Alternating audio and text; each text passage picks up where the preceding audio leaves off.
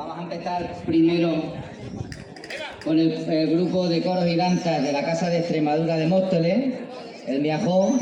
Espero que la gente pueda disfrutar de este espectáculo que traemos este año. Entonces vamos a ver ahora, a ver si la gente se va animando un poquito. Espero que ya que va bajando un poquito el sol y ya esté nublado casi, pues bueno, ya vamos bailando un poco. Bueno, pues nada, ¿estáis preparados? Bueno, vamos a presentar entonces, como he dicho, el grupo de coros y danzas de la Casa de Extremadura de Móstoles, el Miajón. Espero que os guste a todos y que podamos disfrutar de ello.